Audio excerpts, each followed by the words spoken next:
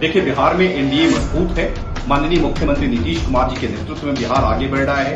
आदरणीय प्रधानमंत्री नरेंद्र मोदी के नेतृत्व में देश आगे बढ़ रहा है। कुछ एक मुद्दे जरूर हो सकते हैं और ये विवाद पूरी तरीके से वीआईपी और भारतीय जनता पार्टी का आंतरिक विवाद है। इससे एनडीए में शामिल किसी राजनीतिक दल को कोई लेना देना नहीं है। भारतीय जनता पार्टी ने उनके खिलाफ कैंडिडेट उतारा, उन्होंने बीजेपी के खिलाफ कैंडिडेट उतारा। इससे एनडीए के गठबंधन पर कोई असर नहीं पड़ने वाला है। बीते बुधवार को राजनीति में काफी उथल पुथल दिखाई दी। बीजेपी ने एक तीर से 3 निशाने जो है वो साध लिए हैं। बीजेपी ने सबसे पहले वीआईपी के 3 विधायकों को अपने साथ कर लिया। दूसरी तरफ चिराग पासवान को भी बोचहा में उम्मीदवार नहीं उतारने के लिए सेट कर लिया।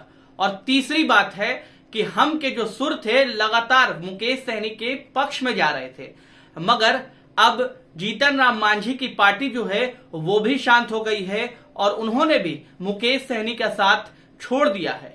आखिर किस तरीके से बीजेपी ने यह सब कुछ किया, उस बात को विस्तार से जानते हैं। एमएलसी चुनाव को लेकर बिहार की राजनीति काफी गरमाई हुई है। इसी क्रम में प्रदेश की राजनीति में बीते बुधवार को एक साथ कई उलटफेर देखने को मिले।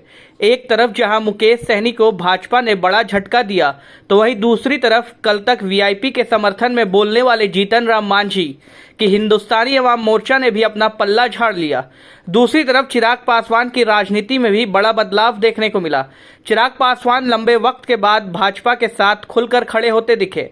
अब तक चिराग पासवान यह कहते थे कि अगले चुनाव के समय ही गठबंधन के बारे में सोचेंगे। साल 2020 के विधानसभा चुनाव के बाद जो भी उपचुनाव हुए उसमें भी चिराग की पार्टी अकेले दम पर चुनाव लड़ती नजर आई, लेकिन अब तस्वीर बदली सी नजर आ रही है।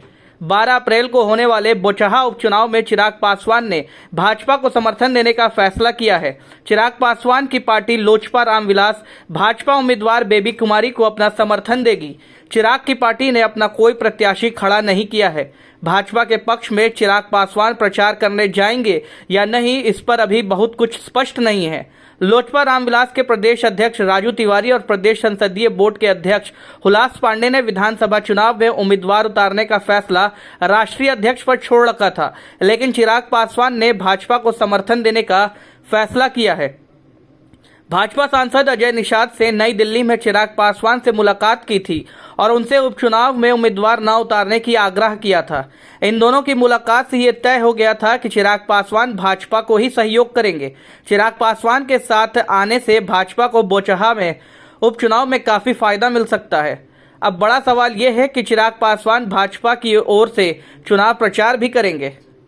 हैरान कर देने वाला फैसला एनडीए के घटक दल हम पार्टी का रहा। भाजपा द्वारा वीआईपी के 3 विधायकों को अपनी पार्टी में मिला लेने के बाद हम का सुर अचानक से बदलता नजर आया। पार्टी के राष्ट्रीय प्रवक्ता दानिश रिजवान ने कहा कि यह मुकेश सहनी की वीआईपी पार्टी और भाजपा के बीच का मामला है और एनडीए एक दूसरे घटक दलों को इससे कुछ लेना देना नहीं है।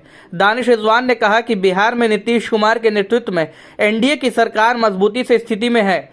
हालांकि इससे पहले दानिश रिजवान ने वीआईपी पार्टी की दावेदारी के समर्थन में बयान दिया था। अब वीआईपी का हश्र देख मांझी भी पलट गए हैं। अब आगे क्या कुछ होता है, किस तरीके से बिहार की राजनीति किस ओर करवट लेती है, इन तमाम खबरों से हम आपको जोड़े रहेंगे। अगर आपने हमारे चैनल को अब तक सब्सक्राइब नहीं किया है तो जल्दी सब्सक्राइब कर ले ताकि तमाम छोटी बड़ी खबरें आप तक सबसे जल्दी पहुंच सके।